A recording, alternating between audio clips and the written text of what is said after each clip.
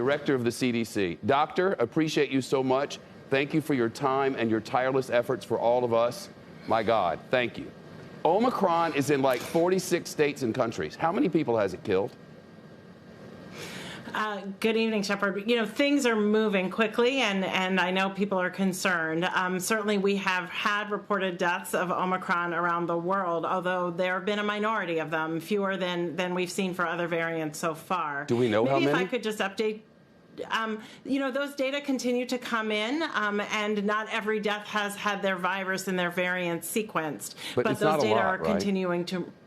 The reports are relatively few, but maybe if I could just back up and tell you where we are right now, and that is data that you reported that new out of the CDC is that the Omicron variant is now predicted to be about 73% of all of the virus that we have sequenced here in the United States, and that was, as you note, expected based on the growth rates of how quickly Omicron is transmitted across other countries and around the world. We anticipated that this number would be about this high at around this time. But there's so much that you can do now that we didn't know you could and didn't have as possible tools against Omicron just a year ago. Sure. And that, of course, includes wearing your mask in public indoor spaces, and we're still encouraging people to do that. That continues to be our recommendation. But then, of course, to get vaccinated and to get boosted when you're eligible. Of course. And Doctor, I do all that. I try not to ever talk about me on here, but I get it. I'm getting it from everyone I know in the whole country. I'm triple vaxxed. I follow all the rules, and they're all over the place, by the way. Why shouldn't vaxxed up people like me just live normal? And then when you get it, hunker down until it's over. Explain to me why that's wrong. You know, we still are learning a lot. There continue to be studies of Omicron coming in. We don't know yet the long-term manifestations of Omicron, the long COVID that we've seen with other variants. So that would be one reason, certainly, to try and avoid getting it all together, as well as the fact that you could transmit it to other people who are more immunocompromised, older people, family members. So we're really not encouraging that as an activity or as a plan if you can avoid it. We're so safe around here. I mean, corporate rules, family rules, we are safe. And yet, I know so many people who have it, of all kinds of people and everybody has it. And some people are allowing only vaccinated people to be with them for over the holidays. But everybody's getting it from everybody. What difference does that matter anymore? Does being vaccinated with unvaccinated people really make a difference? It absolutely does. So here's what I can tell you. Our hospitals are largely full of people who are unvaccinated. Our vaccinated and boosted people are 20 times less likely to die than our unvaccinated people. Unvaccinated people are dying at 20 times the rate of people who are boosted. Severe illness, the vaccines and boosting prevents severe illness in Omicron. And so it's really important to continue to get vaccinated, to continue to get boosted.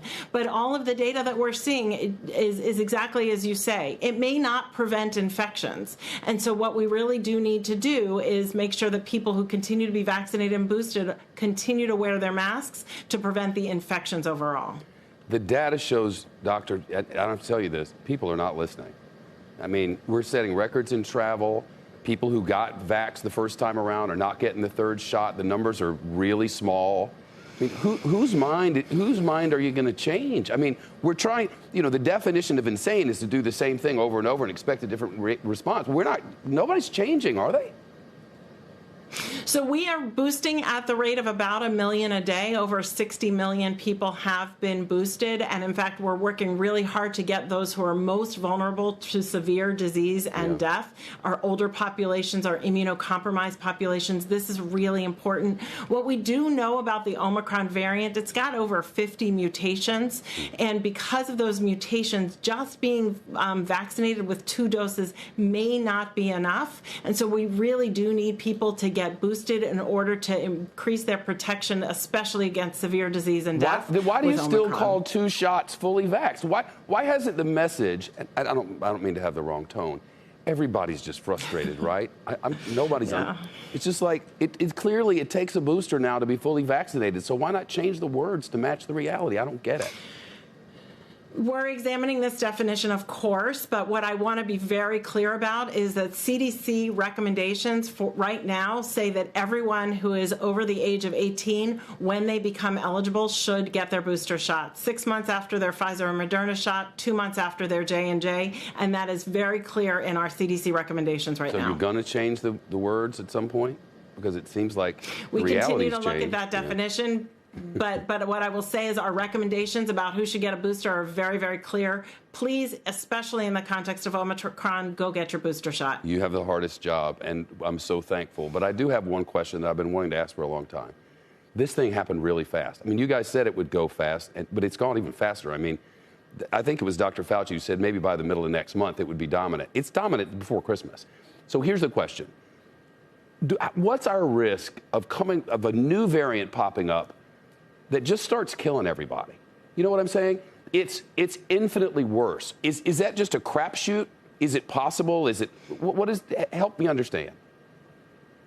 You know, the more virus that circulates, the more possibility for variants to emerge. Generally, variants emerge that are beneficial to the virus, and this one was because it was really very much more transmissible. But your question actually leads me to say exactly what I've been saying, which is we need to decrease the amount of virus out there. We do so by wearing masks, by getting vaccinated, by getting boosted, and then working as we have been very hard to do the same around the world. And before I go, the plan is for a vacation over the New Year's holiday. After being with close quarters with some family over Christmas, then a group of friends, 8 of us, all triple vax, we're going to get on a plane and go to a beach. And we're going to try to have something normal of a life. Is that wrong? You know, everyone's going to have to make their own decisions, and every family is going to have to make their own decisions. What I will say is we know how to do it safely. You have to wear your mask, you have to be vaccinated, and you have to be boosted. And in fact, if you're gathering as a family, I would recommend getting tested to make sure for that extra reassurance that people are not gathering when they have a symptomatic infection. If all of those things happen and you continue to do so throughout the holidays, then we're really optimistic that you can do some of the things that you want to do safely, but that there's a lot of parameters around that to try and do things safely. I like the mask. It kept me warm this morning. It's cold in New York now. I kind of like it. I don't have chapped lips anymore. I don't mind the mask, but I hate COVID. I'm done with you. COVID be gone, like that preacher said. Go. Thank you, thank you, thank you, and thank you for spreading the good word, and I wish more people would listen to you, but it doesn't look like they will. Good luck, Dr. Walensky. Thank you. We'll keep trying.